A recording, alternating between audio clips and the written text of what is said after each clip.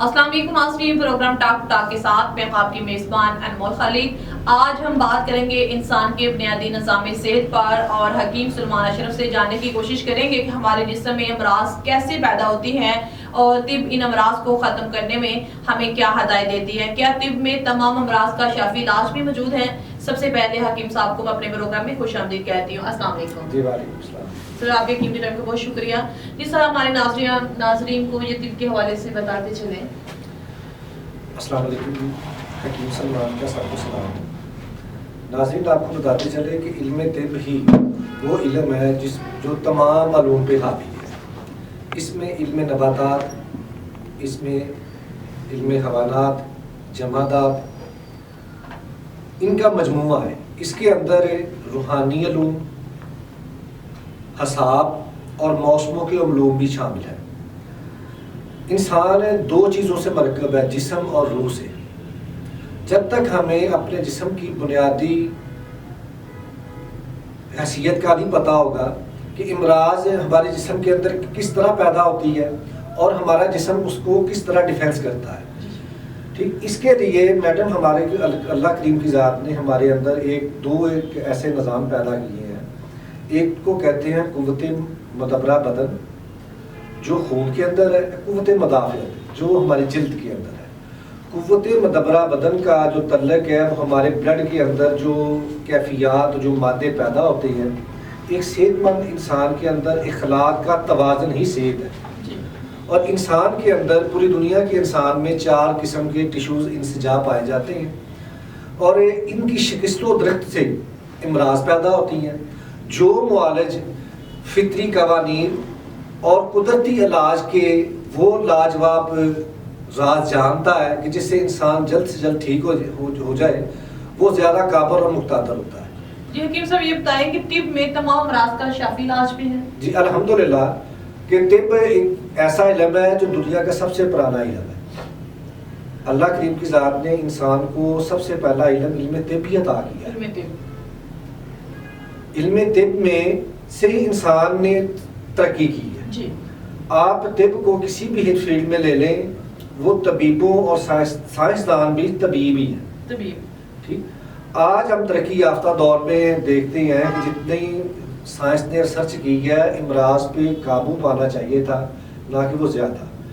ہمیں دیکھنے میں آتا ہے کہ مریضوں نے لاکھوں روپے کے ٹیسٹ کروائے ہوتے ہیں، لیکن انہیں اپنی مرض کی سمجھ نہیں آ رہی، اس کے باوجود وہ دوائیاں سالوں سے کھا رہے ہیں، اور وہی جو علاج ہے جو سالوں کا یا ڈائگنوز ابھی تک نہیں ہو سکا، حکیم جو ہوتے ہیں وہ اپنے علم کے تجربے سے نبض اور انسان کے چہرے کی شخصیت، اس کے رنگت سے، اس کے افعال الاعضاء کی کارکردگی سے، اس کی جو مرض ڈائگنوز کرتے ہیں، اس کو مطابق جب علاج کرتے ہیں تو زیادہ سے زیادہ 3 مہینے کے علاج سے انسان کا پرانے سے پرانا مرض الحمدللہ ٹھیک ہو جاتا ہے۔ میں نے اپنی زندگی میں 32 سال میں کینسر کے، شوگر کے، ٹی بی کے، بے اولاد حضرات، ان کا علاج کیا ہے الحمدللہ کہ میرے والد محترم۔ آپ کو 32 سال ہو گئے اس فیلڈ میں؟ جی مجھے الحمدللہ 32-33 سال ہو گئے ہیں، کیونکہ میرے والد محترم ڈاکٹر حکیم محمد اشرف صاحب جو 8 کتابوں کے مصنف ہیں، ان کی جدید تحقیق ہے۔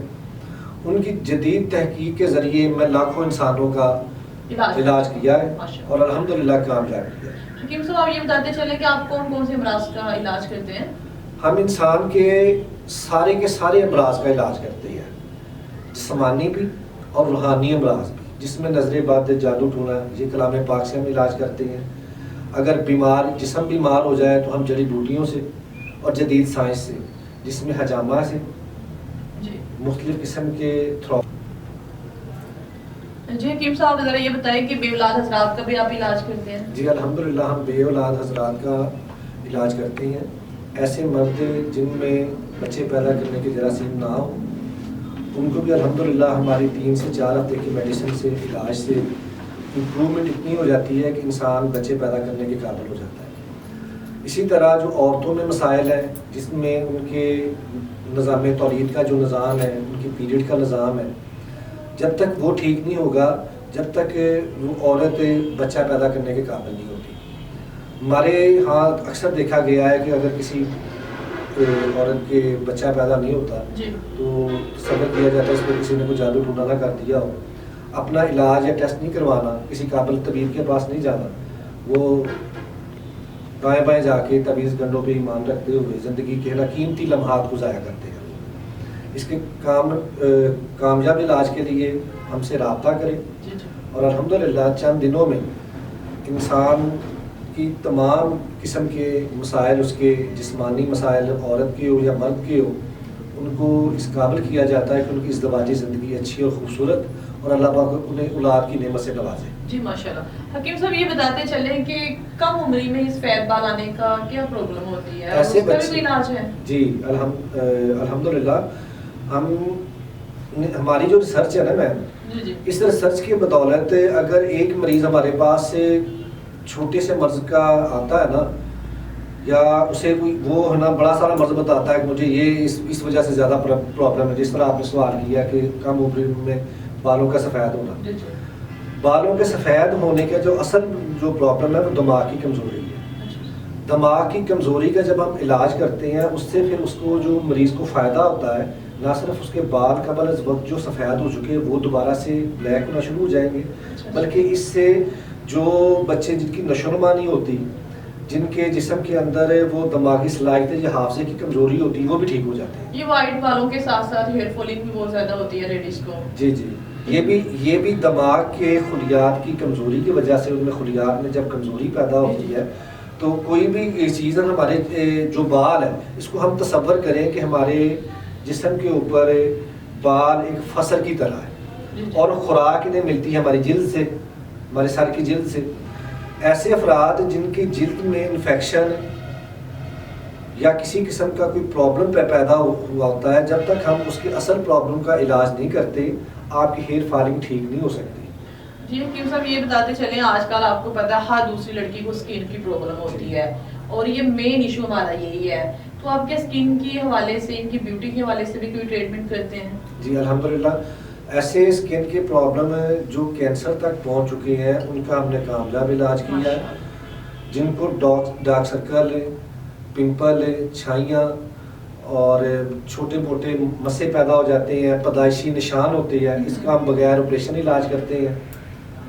ایون دین کہ اسکن کا کینسر کا مریض بھی ہونا الحمدللہ اس کا بھی علاج کرتے ہیں. ماشاءاللہ. تو جی اسکن کی بیوٹی کے لیے کیا کرنا چاہیے؟ سب سے پہلے آ کے اپنے مزاج کے مطابق ہم سے وہ غذا جو آپ کو سوٹ کرتی ہے وہ اپنی آ کے لے کے جائیں. ہم نے ایک غذائی چارٹ, ہمارا علاج بالغذا اور دوا, غذا کے ساتھ اور دوا کے ساتھ دونوں طریقوں سے ہم علاج مریض کو بتاتے ہیں.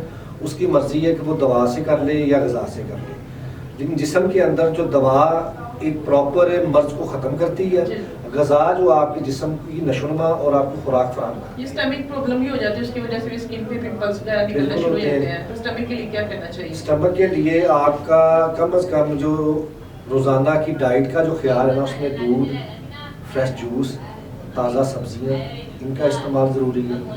آپ اسٹمک کو بہتر رکھنے کے لیے آپ کو کانسٹیپیشن نہیں ہونا چاہیے. جس مریض کو کانسٹیپیشن ہوگی اس کا معدہ خراب ہو جائے گا, اس کی غذا متفن ہو جائے گی. اور 95 مریضوں کو مرض کی ابتدا معدے سے پیدا ہوتی ہے, اور بہت سارے لوگوں کو کانسٹیپیشن کی اصل صورتحال کا بھی نہیں پتہ ہوتا. لوگ سمجھتے ہیں کہ ہمیں نہ حاجت ہو رہی ہے لیکن وہ پخانہ ہمیں ٹھیک آ رہا ہے, جبکہ ایسے مریض جن کو حاجت کے وقت زور لگانا پڑے یا ان کی حاجت میں بہت زیادہ تکلیف ہوتی ہے, یہ شدید قبض کے مریض ہوتے ہیں. انہیں چاہیے کہ اپنے معالج سے یا اپنے قریبی ڈاکٹر سے یا ہم سے رابطہ کر لیں. ہمارا فون نمبر ہے 0300 480 6252. آپ اپنا ایڈریس بھی بتاتے چلیں. جی میرا ایڈریس ہے, جو میرا کلینک ہے مین فیروزپور روڈ, اٹاری دربار, میٹرو اسٹیشن نمبر 23, مین فیروزپور روڈ, لاہور. جی حکیم صاحب, جیسے کہ آپ نے تھوڑی دیر پہلے مجھے یہ بتایا, ہمارے ناظرین کو بتایا کہ جو بے اولاد حضرات ہوتے ہیں آپ ان کا بھی علاج کرتے ہیں. تو آپ ماشاءاللہ 32 سال ہو گیا آپ کو اس فیلڈ میں, تو آپ نے 32 سال کے عرصے میں کتنے بے اولاد جوڑوں کا علاج کیا کہ جن کو اللہ پاک نے آج اولاد سے نوازا ہے؟ میڈم تقریباً کوئی 3 سے 4 ہزار لوگ ایسے ہوں گے کہ جن کا میں نے ٹریٹمنٹ کیا ہے, اور الحمدللہ وہ آج سارے اپنی اپنی اولاد میں اپنے اپنے بچوں میں خوش ہیں. اور ایسے مریض بھی میری زندگی میں آئے جن کو 15 سال ہو گئے نا شادی میں, اللہ نے انہیں اولاد سے نہیں نوازا, انہوں نے 2-3 مہینے میں سے علاج کروایا ہے, اللہ پاک نے انہیں اولاد سے نوازا ہے. جی حکیم صاحب آپ کی قیمتی ٹائم کا بہت شکریہ, تھینک یو. جی ناظرین, جیسے کہ آپ نے حکیم سلمان اشرف کی گفتگو سنی, امید کرتی ہوں آپ کو کافی اچھا لگا ہوگا اور آپ ان پر عمل کرنے کی بھی کوشش کریں گے. آج کا ہمارا جو ٹاپک تھا وہ تھا بنیادی نظام صحت کے حوالے سے. اسی کے ساتھ ہی مجھے دے اجازت, اللہ حافظ.